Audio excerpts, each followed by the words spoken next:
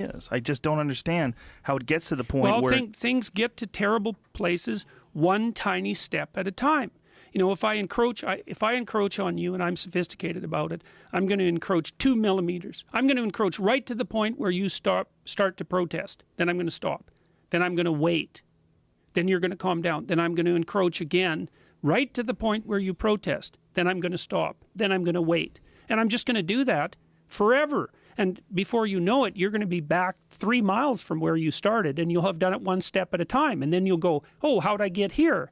And the answer was, well, I pushed you a little farther than you should have gone, and you agreed.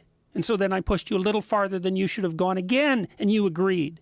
And if anybody's interested in this sort of process, and this is a horrifying book, if you want to read about how this process works, you can read a book called Ordinary Men by Robert Browning. And Ordinary Men is about, Browning was interested in how the Nazis trained how they trained people to kill, basically. And so Robert Browning studied this police battalion. It's a very interesting book. So these were middle-aged German men. So they were raised and educated really before Hitler came to power. So they weren't indoctrinated Nazis. They were policemen. And when the Nazis went through Poland and then needed to impose their brand of order on Poland, they brought policemen in. They brought this battalion of middle-aged policemen in. And their commandant, their commander, was by all accounts a pretty decent guy, and he told them that because it was wartime they were probably going to have to do some pretty terrible things, but that they could go home if they didn't think they were up to it. So there was no compulsion. You know, this wasn't a Milgram experiment or an experiment where you had to obey orders. The guy who was giving the orders said, look, this is going to be awful, but you can back off. But the guys thought, well, I'm not going to leave my comrades here to do the dirty work, you know, which is kind of a virtue in a perverse way. And then Browning details how they went from ordinary policemen to guys who were taking naked pregnant women out into the middle of the fields and shooting them in the back of the head. And they were physically ill during most of the transformation process. You know, they started out by rounding up the Jewish men between the ages of 16 and 65. Well, you know, you can kind of understand that because you're at war. And then, well, then they put them in stadiums. And then, well, then they had to shoot some of them. And then they had to load them on cattle cars. It was like one step at a time. These guys were having a dreadful time of it. They didn't stop. They didn't stop.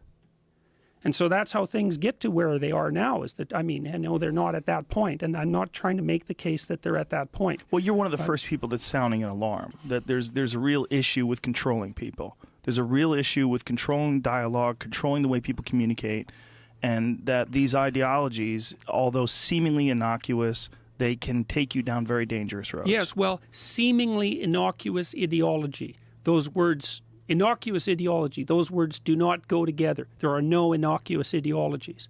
And they're forms of pathological oversimplification. And they're also clubs. I mean the kind of clubs that you hit people with, as well as the clubs that you belong to.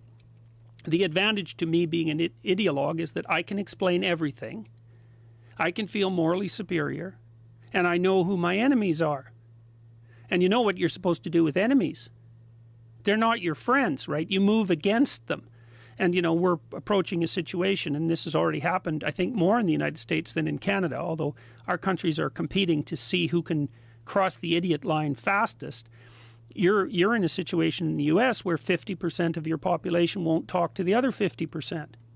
That's not good. And I would say it's more pronounced on the left liberal side because they regard everybody who voted for Trump as essentially as an enemy. It's like, hey, people, that's 50% of your citizens. You might think about talking with them. You know, people you can't talk to, those are enemies. Well, ironically, I really truly believe that one of the